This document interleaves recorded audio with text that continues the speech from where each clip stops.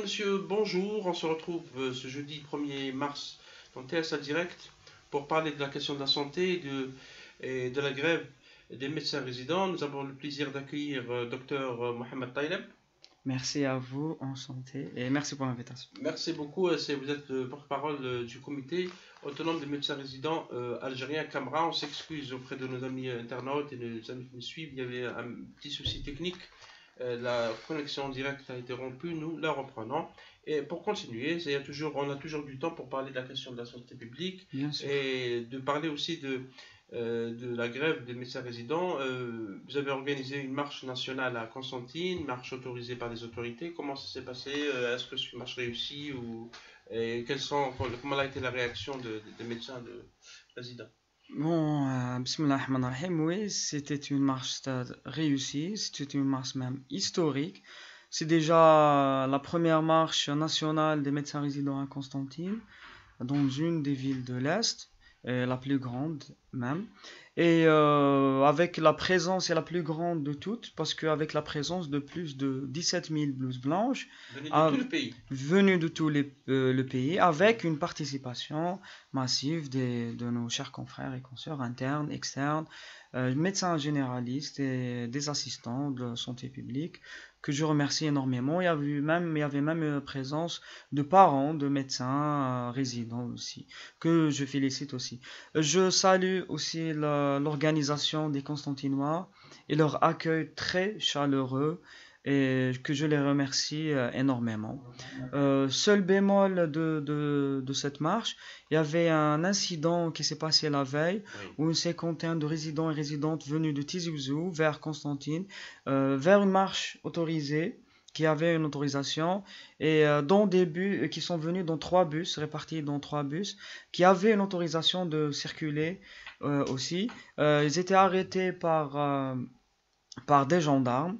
Ils ont enlevé leurs papiers et ils ont même essayé de les reconduire vers Béjaïa. Les résidents, donc, ils ont profité du changement du secteur de la gendarmerie parce qu'il y avait la frontière entre Bourj Bouaririj et Bouira. Pour ce moment, ils se sont arrêtés vers la bretelle d'Ahnif. Et là, donc, ils voulaient pas se laisser faire parce que la Constitution algérienne garantit la libre circulation et tous les droits mondiaux garantissent la libre circulation. Donc, des personnes, exactement. Et voilà, ils étaient retenus et encerclés par les gendarmes pendant plus de 6 heures dans le grand froid et dans un endroit déserté. C'est un incident qu'on condamne et qu'on regrette. On est dans notre pays et on n'est pas colonisé et on est libre de circuler. Docteur Taïlab, vous êtes réuni une nouvelle fois avec le ministère de la Santé le lundi 26 février, en présence des docteurs Bendib Barajouane, le directeur des ressources humaines du ministère de la Santé. Vous avez eu une discussion que vous avez qualifiée de discussion dans une ambiance d'apaisement. Est-ce que cette réunion est sortie avec quelque chose? Est-ce que ça a évolué? Est-ce que la discussion dure déjà depuis quelques mois, quelques semaines? Exactement, voilà. Ils nous disent que les portes de dialogue sont ouvertes, mais c'est un faux dialogue. C'est une réunion qu'on qualifierait d'échec lamentable. C'est un énième échec. Et ils ont glissé plusieurs tentatives de division et de menaces et même un piège. Voilà, ils nous ont essayé de piéger. Les menaces, ils ont menacé, voilà, on va reprendre le planning du 2 mars. C'est les examens de fin d'études pour les médecins spécialistes. En absence totale de toute légalité parce que ils n'ont pas respecté, le délai qui est d'un mois. Ils l'ont annoncé, c'est-à-dire actuellement, c'est-à-dire même à Alger, ils ont publié donc le 18. Entre le 18 et le 28, il n'y a même pas 19 jours, donc ils n'ont pas respecté cela. Et c'était les doyens de la faculté qui ont annoncé cela. Et c'est pas de leur compétences, c'est beaucoup plus des CPN et des profs qui établissent ce planning et n'ont même pas consulté les 2 MS. C'est une chose qu'on a refusée sur place. Ils ont essayé aussi de nous menacer à travers nos chers confrères les premières années, qu'elles voilà, ils doivent reprendre, sinon examen par examen et tout ça. On leur a dit que ça nous ferait pas peur, on restera toujours solidaires et on va les soutenir, quitte à aller vers l'année blanche tous ensemble et on va pas accepter cela. Le piège, une énième fois, ils ont refait, redit, reformulé la même proposition. C'est-à-dire? Proposition de division qu'on n'a pas acceptée, c'est-à-dire enlever 20 spécialités du service civil. Tantôt, ils nous disent que, dans un discours populiste, que le service civil est un gain populaire, est un patrimoine. Et voilà. Et d'un autre côté, donc ils peuvent s'en passer d'une vingtaine de spécialités, aussi importantes les unes que les autres. Quelle spécialité Pour les spécialités, je vais citer un bon nombre. La neurochirurgie, la chirurgie cardiaque, la chirurgie thoracique, la maxillo, la neurologie, la pneumologie, la dermatologie, la gastro-entérologie. Il y a une vingtaine de spécialités toutes aussi importantes les unes que les autres. Et sur quelle base ils ont décidé de supprimer ces spécialités? La suppression, elle était discutée c'est-à-dire dans un point où eux, ils seront arrangés parce qu'ils n'arrivent pas à garantir les moyens et le plateau technique adéquat pour ces spécialités.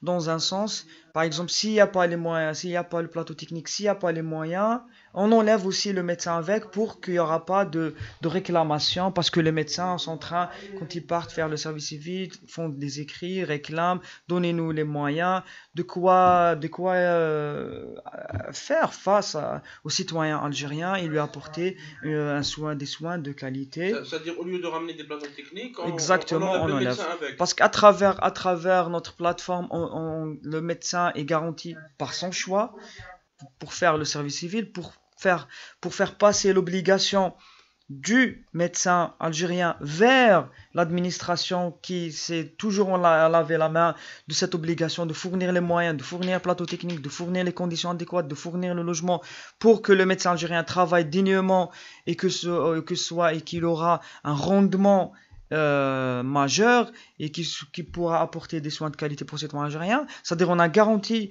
en quelque sorte la présence du médecin algérien dans ces zones reculées, dans le sud et au plateau, mais on veut aussi garantir avec lui les moyens et les conditions. Donc, pour eux, c'est facile, il n'y a pas de moyens, on enlève le médecin carrément. Et le piège était dans... Vous refusez cette proposition. On a refusé cette proposition. Mais on a essayé de savoir où est-ce qu'ils peuvent aller, c'est-à-dire dans cette proposition, parce qu'on avait deux buts. Le premier, c'est savoir est-ce que oui ou non ils ont la capacité ou la volonté de modifier la loi 84-10 qui régit le service civil depuis 34 ans, qui est qualifiée d'un échec lamentable. Apparemment, ils ne veulent pas la changer, c'est pour ça qu'ils font une fuite. Comment ?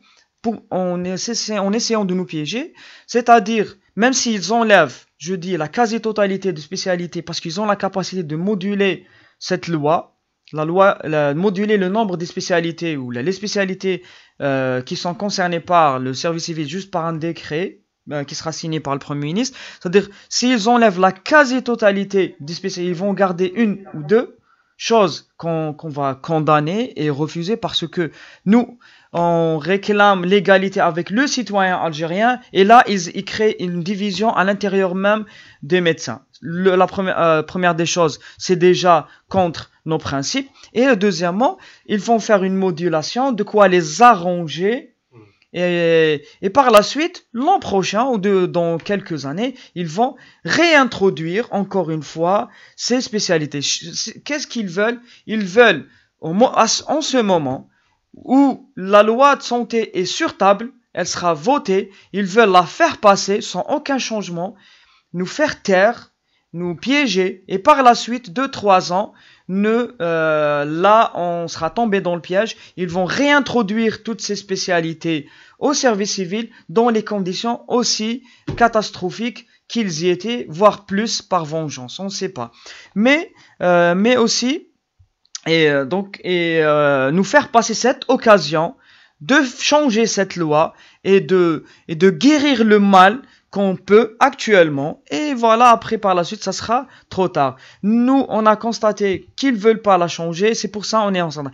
Ce principe, deuxième intention qu'on avait, c'est qu'il y avait sur les 67 spécialités, il y avait 38 actuellement concernés par service civil, il y avait 29 qui n'étaient pas concernés par service civil, et c'était beaucoup plus concernés par le chômage malheureusement. Ils avaient pas de poste, et leur revendication avec nous, principal, c'est qu'on puisse le ministère leur garantir des postes. C'est déjà. Dans quelle spécialité? C'est des spécialités beaucoup plus spécialités de pharmaceutique. Il y a à peu près une dizaine de spécialités. La toxicologie, il y a beaucoup de spécialités. Donc ils trouvent pas Ils n'arrivent pas à trouver des postes de travail. Ils chambent, par exemple, les spécialités de sciences fondamentales, les anatomistes, embryocitologie, la génétique clinique. Il y a beaucoup de spécialités qui sont très importantes, très valorisées à l'étranger. Là où les pays qui respectent le savoir, qui respectent les gens qui ont étudié. Là où il y a la recherche scientifique, là où il y a le développement, malheureusement à notre niveau, ils sont poussés vers le chômage après 10 ou 11 années d'études de dur labeur. Et c'est des gens qui ont fait beaucoup de sacrifices. Pour ces gens-là, on a essayé de savoir à quel point ils peuvent ils ont essayé même d'entamer un principe qui est le principe d'engagement, c'est-à-dire d'un côté, ils nous disent que les postes sont ouverts, il y a plus de postes que vous, c'est-à-dire il y a par exemple pour cette année, il y a 1700 de M6, 1700, c'est-à-dire des gens qui vont être destinés, vont passer l'examen et qui vont avoir le diplôme de fin d'études. Il y a en parallèle, il y a 2000, 2200, 2300 postes. Il y a plus de postes que de médecins spécialistes. Et d'un autre côté, ces gens-là chôment. D'un côté, ils nous disent que là, on forme des médecins, on a besoin de médecins, on est en train de former moins que le besoin national en médecins spécialistes. Et d'un autre côté, il y a pour eux un surplus qu'on va dégager. C'est-à-dire, et on ne comprend pas, c'est paradoxal. C'est-à-dire, cet engagement, qu'est-ce qui garantit? C'est un engagement d'affectation dans une structure publique. Il va te garantir un poste qui est soi-disant déjà garanti par eux. Est-ce qu'ils auront les mêmes mesures incitatives que le service civil, qu'on n'arrive pas à avoir que sur les discours populistes que fait monsieur le ministre pour le peuple, mais pour nous, on n'a rien constaté. Discours populiste, c'est-à-dire, on dit qu'on a réglé les choses, on a trouvé les solutions, ce service civil va changer de forme, je sais pas quelle forme il prendra, et voilà, c'est un relooking, il y aura beaucoup de mesures incitatives, et sur table de négociation, il n'y a rien. Ils arrivent même pas à garantir des droits que les médecins algériens ont depuis 1984. C'est-à-dire, par exemple, le logement, des droits garantis par son statut de fonctionnaire, c'est-à-dire quelqu'un qui fait partie de la fonction publique, comme le regroupement familial. Le regroupement familial, il est automatique, on n'a pas besoin de passer par des commissions ou par des je ne sais quoi qui par la suite nous font du chantage et qui nous font que jeter à la poubelle nos dossiers pendant 8 mois ou vers plus d'une année. Chantage comment? De quelle manière? C'est-à-dire, on doit passer par une commission qui normalement devrait nous répondre en 2 mois favorablement pour le regroupement familial, pour beaucoup de choses. Par exemple, cette commission, elle est en train d'ouvrir, c'est une commission d'affectation et d'évaluation de recours pour le service civil, mais elle est censée ouvrir des postes là où il y a le plateau technique, là où il y a le logement. Malheureusement, ils sont en train d'ouvrir les postes là où ça les arrange. Là où il n'y a pas de logement, là où il y a le directeur qui a le plus de pouvoir. Point barre. C'est-à-dire, c'est une ouverture de poste aléatoire. Je vous donnerai des exemples. Il y a un établissement X où il y a un directeur, il y a un scanner. Ce directeur n'a pas vraiment beaucoup de pouvoir. Il n'arrive même pas à avoir un médecin spécialiste depuis 4 ans. Alors qu'il a un scanner fonctionnel, il n'arrive pas à avoir un radiologue. Mais parfois, et d'un autre côté, il y a un directeur, il n'a pas de scanner même pas, et il a 4 radiologues. 4 radiologues affectés par quel mécanisme? C'est pour déjouer, pour qu'ils puissent travailler dans le privé ou je sais pas quoi, dans quel lobbying, c'est-à-dire destiné, qu'ils l'ont sollicité, donnez-nous des radiologues pour qu'ils puissent chômer, ils ont pas un rendement. C'est-à-dire ils sont en train c'est un secteur où il y a beaucoup de corruption, qui est devenu trop sale.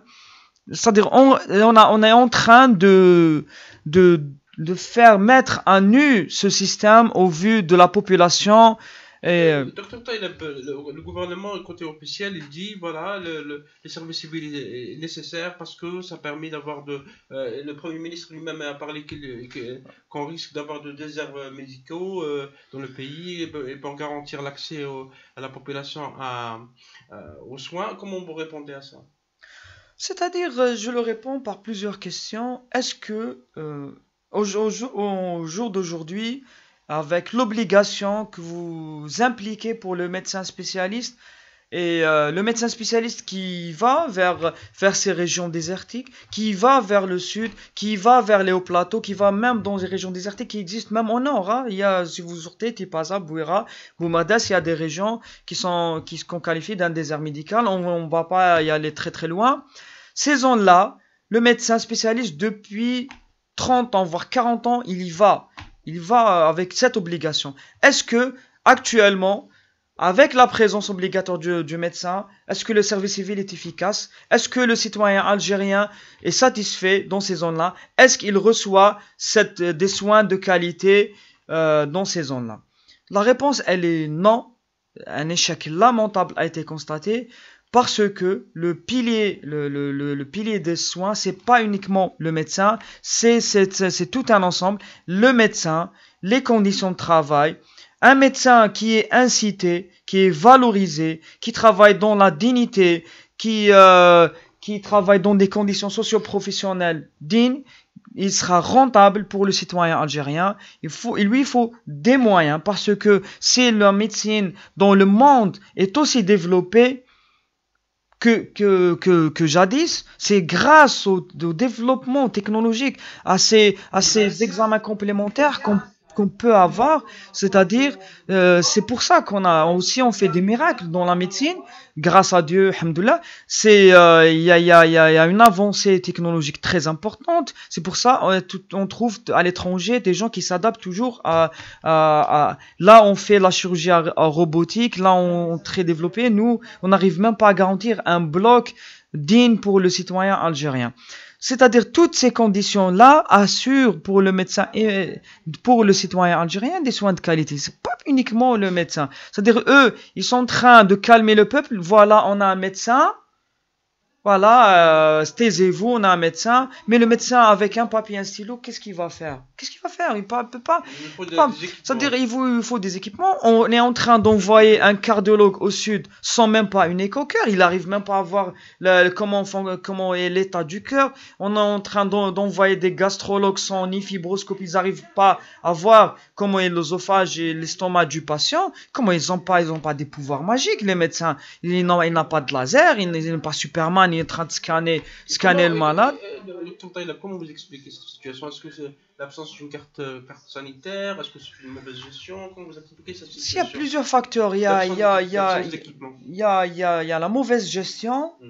Il y a des essais de privatiser indirectement, parce que le peuple algérien, il a été toujours conditionné par la santé gratuite et ils ne peuvent pas d'un jour ou l'autre la privatiser directement. C'est-à-dire qu'ils sont en train de déjouer, de la privatiser indirectement en cassant carrément le secteur public pour que le privé il marche très bien.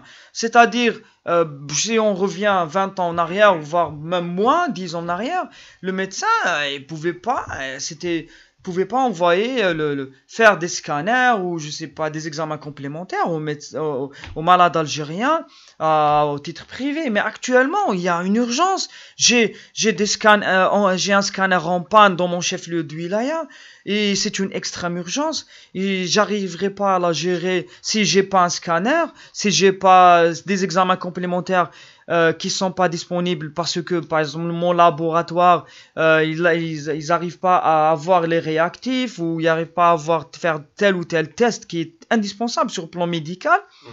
Et là on est obligé de dire voilà, mais ça coûte combien pour le citoyen algérien? Pour faire des scans, des IRM, je vous donne des exemples. Il y a un scanner au CPMC, il est en panne depuis 3 ans. Ce monsieur Bendi, par exemple, qui est membre de cette commission, n'arrive pas à avoir un scanner pour son propre service. Hein. Depuis 3 ans, il est en panne. Comment ils peuvent nous garantir? Ils nous disent qu'on va garantir des postes ou je sais pas quoi. Cette panne, est-ce qu'il y a l'absence de maintenancier? Est-ce que c'est quoi c'est tout un ensemble. Il y a un lobbying, il y a un travail de l'administration avec un lobbying privé. Certains administrateurs, je ne dis pas tout le monde, des administrateurs corrompus qui travaillent avec un lobby d'importateurs et tout ça, voilà. Donc ils sont en train de gonfler les factures, ils sont en train d'importer des matériels défectueux et en panne, défectueux qui n'est pas très efficace, qui n'est pas pareil, je donnerai beaucoup d'exemples, ou même déclarer des fausses pannes. Un scanner qui tombe en panne souvent et gonfler les factures de la panne. Par exemple, je vais citer un exemple vague. C'est-à-dire un scanner, il y a une panne qui peut être rapidement réparée et qui va coûter par exemple que 10 000 dinars. Eux, ils vont faire des factures de 100 millions, de je sais pas quoi.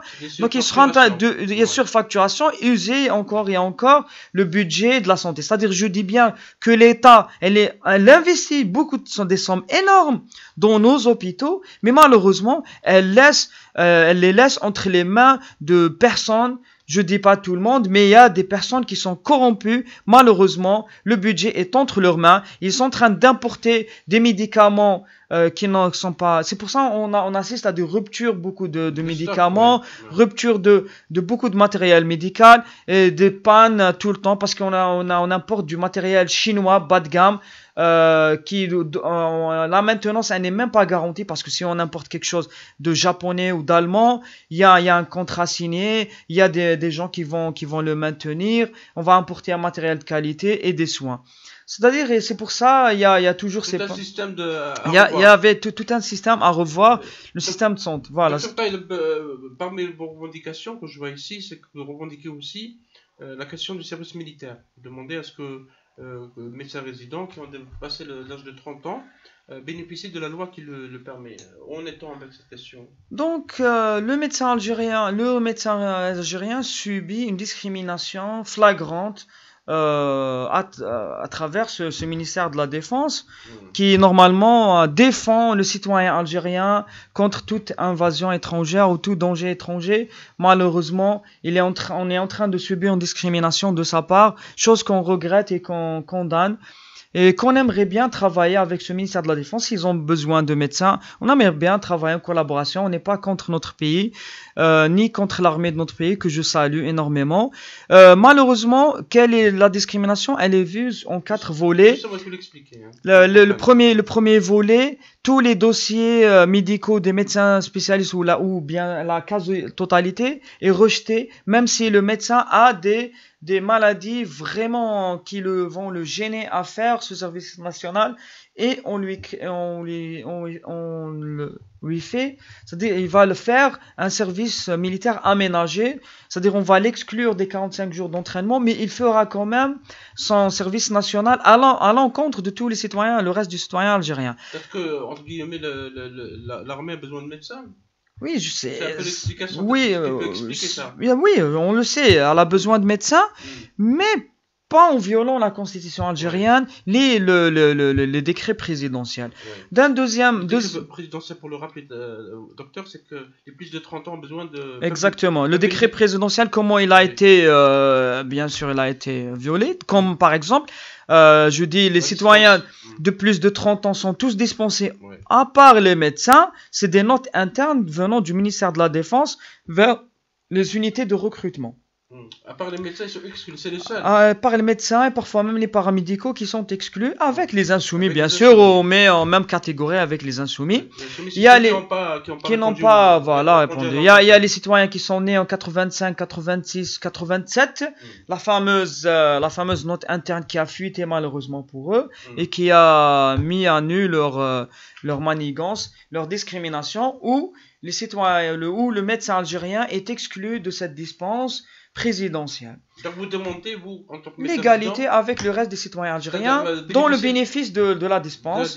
Il y a aussi le soutien de famille. Il y a des médecins qui sont fils uniques. Il a une maman qui a un cancer. Parfois, c'est lui seul. Ben, les mamans.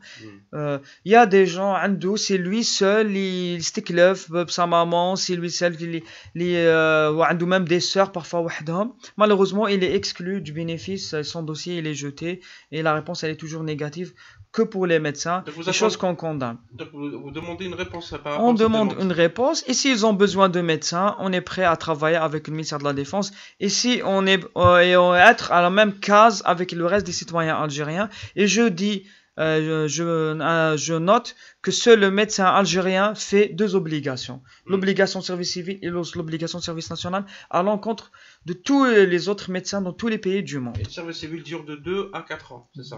Voilà, jusqu'à 4 ans, on rajoute plus d'une année de service national. Une année pour le service militaire. Toute une jeunesse. Et vous demandez, Dr Taïlab, le médecin résident réclame aussi un statut clair, parce que votre statut de 2001...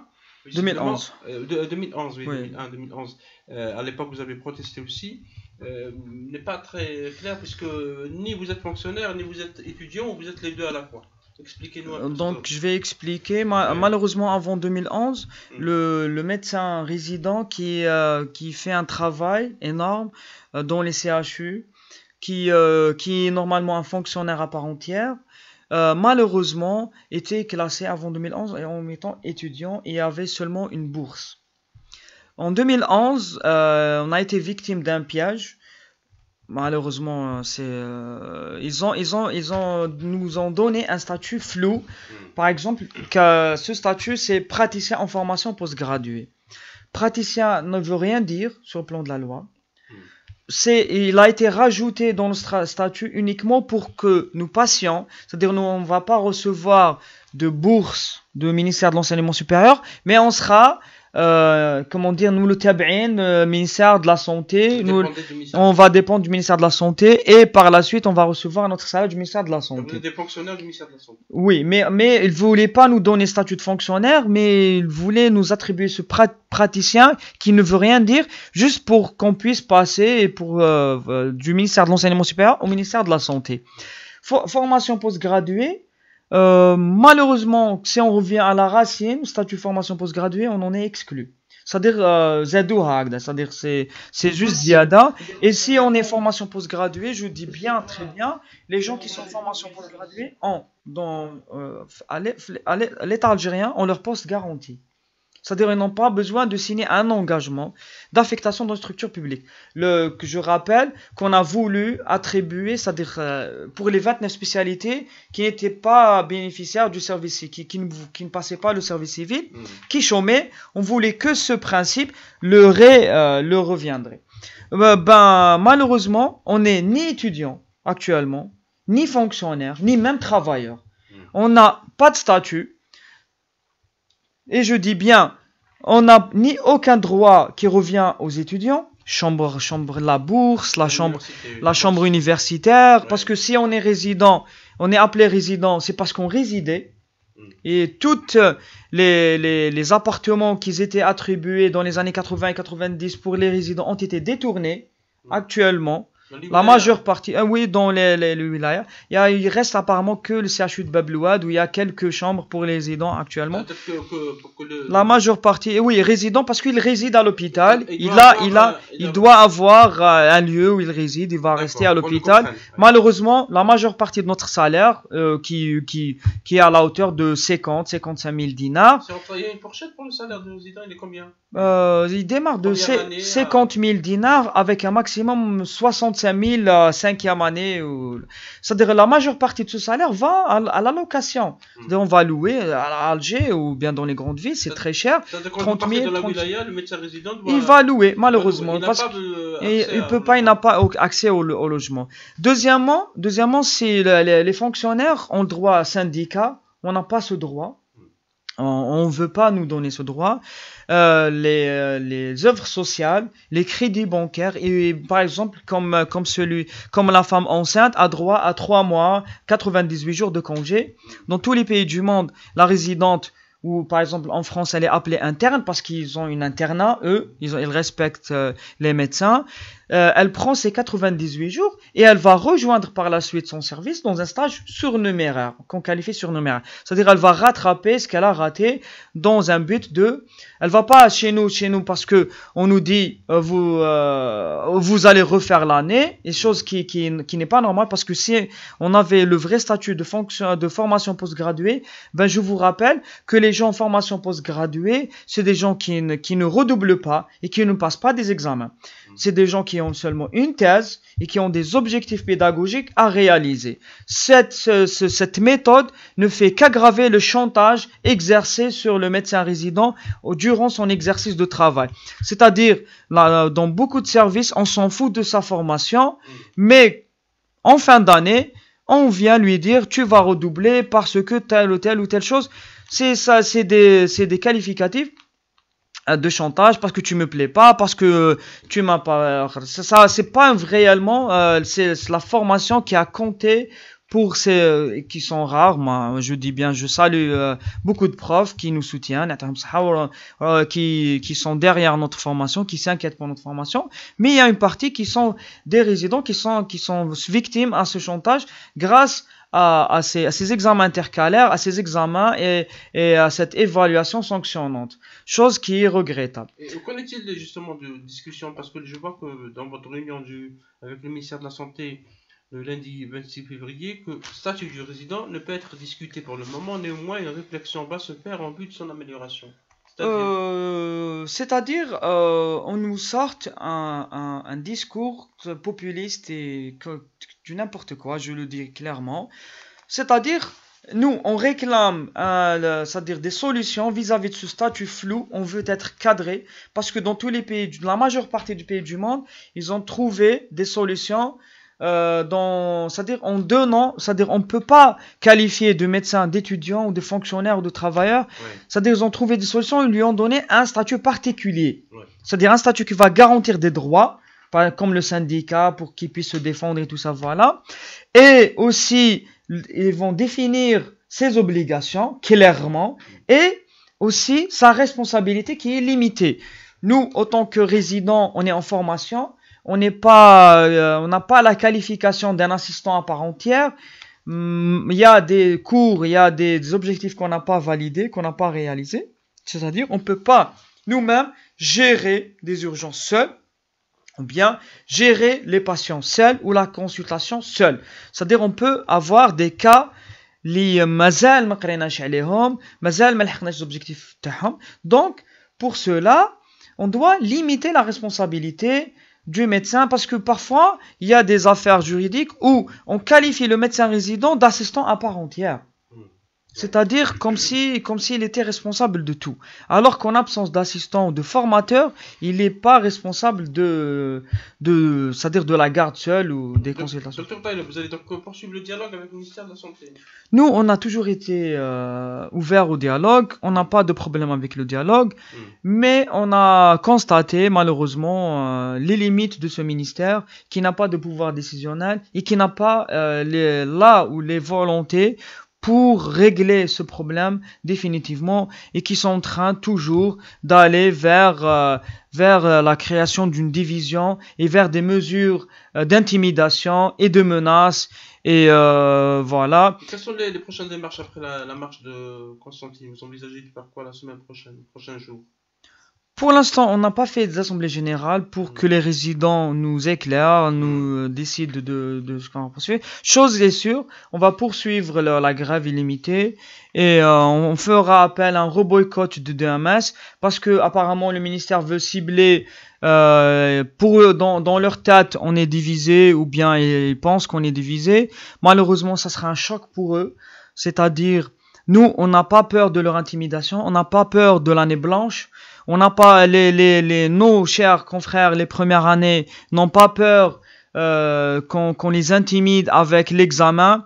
nos chers confrères et consoeurs de Hamassistes n'ont pas peur de reboycotter le Hamas encore une fois, et ça sera un échec lamentable du ministère, encore une fois, qui a échoué et qui n'a pas la volonté de trouver des solutions, qui sont en train de cibler ces catégories et d'essayer de nous disséquer entre pharmaciens, chirurgiens dentistes, médecins dentistes et médecins, entre première année, année intermédiaire et deux hamassistes, et entre facultés ou je sais pas quoi. Donc toutes leurs tentatives ont été vouées à l'échec, ils seront voués à l'échec encore et encore, et on restera toujours unis jusqu'à obtention de nos droits. C'est-à-dire on va pas rentrer dans leur piège de division.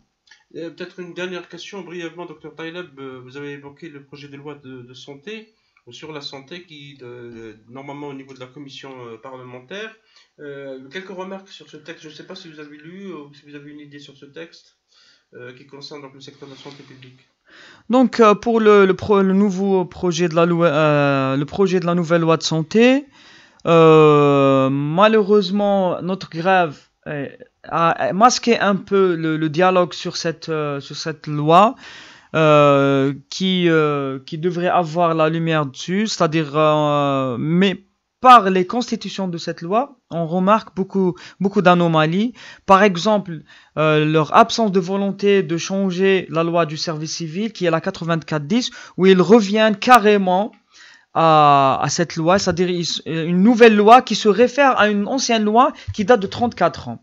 En deuxième lieu, cette loi a à peu près 412 articles, dont 42 articles, soit plus de 10 à 11% de ces articles, sont des articles qui relèvent du pénal.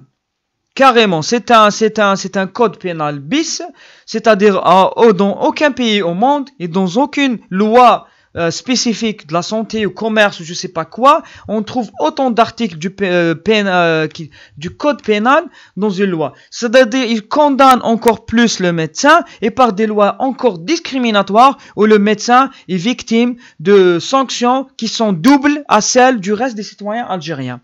Dans cette projet de cette nouvelle loi, c'est-à-dire nous, on veut passer l'obligation vers l'administration et limiter l'influence de cette administration qui en partie corrompue, comme j'ai dit quelques exemples, comme j'ai relaté à quelques exemples. Malheureusement, dans cette nouvelle loi, ils augmentent encore plus le pouvoir de l'administrateur sur le médecin et sur le paramédical. C'est-à-dire, ça va aggraver encore plus la situation et qui va donner encore plus de terrain pour le privé à l'encontre du secteur public. Il y a des articles qui sont en train de privatiser le secteur de santé indirectement, comme j'ai dit au début. Merci, Dr Taïleb. Merci à vous. Le projet de loi il doit être en débat, le projet de loi sur la santé au Parlement, et les députés, j'espère qu'ils auront le temps d'en débattre et de discuter. Bien sûr, nous avons lancé l'invitation au ministère de la Santé pour discuter des questions, des revendications des médecins résidents et même du secteur de la santé publique, de la loi sanitaire. On nous a promis qu'un responsable du ministère viendra parler. Donc on attend à son arrivée, et j'espère qu'il viendra. C'est un débat ouvert. Le débat de la santé publique intéresse beaucoup de monde. Le combat ou la grève des médecins résidents intéresse beaucoup de monde, puis ça concerne tous les Algériens. La santé concerne tous les Algériens. Dr Taïleb, merci d'avoir accepté notre invitation. Merci à vous, merci pour l'invitation. Merci d'avoir répondu à toutes nos questions avec beaucoup de détails. On s'excuse auprès de nos amis téléspectateurs, auditeurs et lecteurs pour la petite coupure qu'il y a eu au début en raison d'une coupure d'internet. Ça a été rétabli, on n'a donc pu avoir cette émission en entier. Nous souhaitons vous retrouver la semaine prochaine avec d'autres débats qui concernent toujours la société et qui concernent l'actualité nationale et internationale. À très bientôt et bon week-end.